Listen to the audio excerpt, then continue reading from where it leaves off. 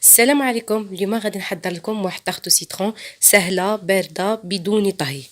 اول حاجه غادي نبداو بها غنحتاجوها هي بسكوي.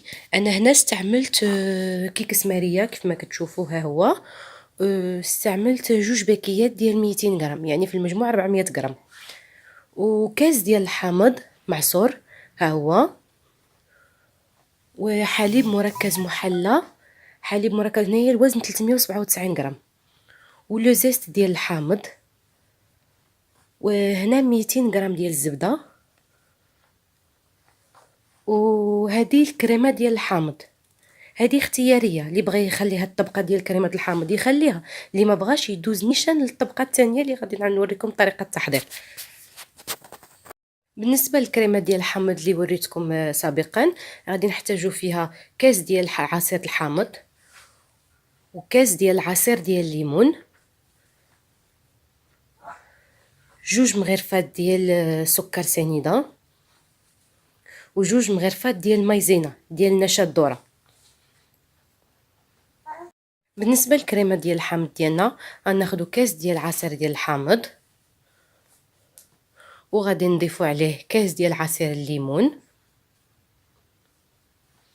وغادي نضيفو هنا جوج معالق ديال السكر، ونضيفو مايزينا هنا جوج معالق نشا الذره. وصافي غادي نمجو هاد المكونات هادي مع بعضها البعض حتى تجانس، نديوها فوق البوطه. بعد ما وضعناها فوق البوطه غادي نستمروا في التحريك بدون توقف حتى نحسوا بداك الكريمه ديالنا بدات كتعقد. صافي اون فوا غتعقدنا الكريمه غادي نطفيو عليها ونخليوها تبرد شي شويه.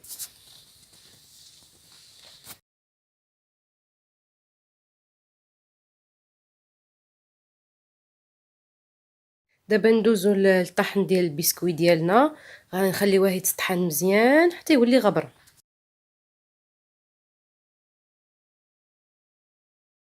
دابا غنجيبو بسكوي ديالنا وغادي نوضعوه في اناء، وغناخدو الزبده وغنكبوها عليه حتى تجمع لنا الزبده داك البسكوي ديالنا، ويولي يتشكل على شكل كويرات وما يبقاش يتفرتت.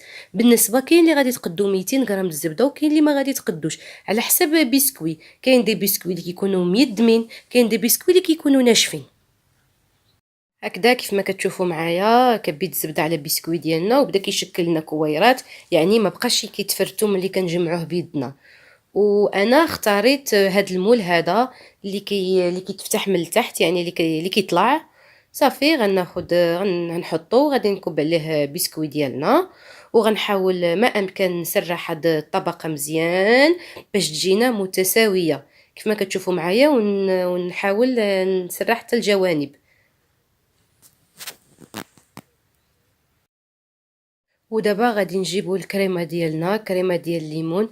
بعد ما بردات، هي ضروري تخليها تبرد، ما نحطوهاش سخينه. صافي غادي نطلقها فوق بسكوي. وانا قلت لكم بالنسبه لهاد الطبقه هذه اللي بغى يستغنى عليها يقدر يستغنى عليها، يستعمل نيشان الطبقه اللي غنوريها لكم دابا.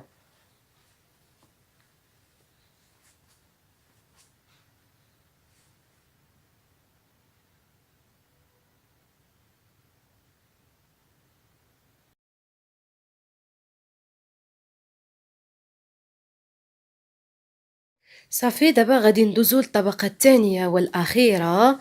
غادي نجيبو الحليب المركز المحلى. هنا كيف ما قلت لكم في أول فيديو أنا استعملت هذا نستلي، هاد العلبة ديال نستلي علبة ديال 397 غرام. صافي غادي نخويها كاملة،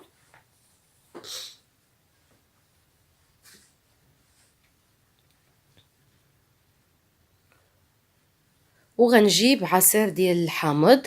ها هو قلت لكم كاس هنا، غنكبوه وغادي نضيف عليه لو زيست ديال السيترون. ها هو صافي، وغادي نكب كلشي وغادي نمزج هاد المكونات مع بعضها البعض. وصافي وغادي نوضعها فوق داك الطبقه اللي استعملت انا كطبقه وسطى، يعني داك الطبقه ديال الكريمه ديال الحامض. اللي بغى يستغنى على داك الطبقه يقدر يستغنى عليها.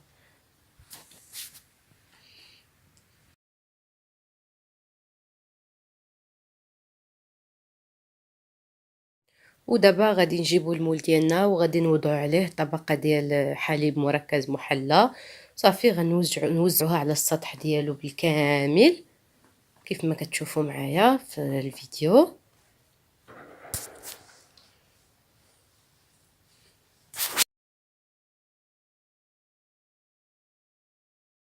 وبالنسبه لطريقه التزيين انا اختاريت دي فرامبواز، بغيت نستعملهم فوق طاقطو سيترون ديالي، وكلها يختار شنو ما بغا يزين به.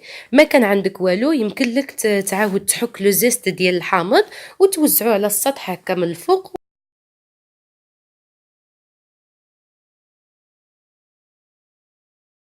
وكنتمنى تجربوا هاد طاقطو سيترون، هذه كتجي لذيذه ورائعه وهائله وبالخصوص سهلة جدا وبمكونات بسيطة وتحضر في مدة جد قصيرة. بالصحة والراحة، وما تنساو تشتركوا بقناة روسا شانيل وتضغطوا على زر جرس ليصلكم كل جديد.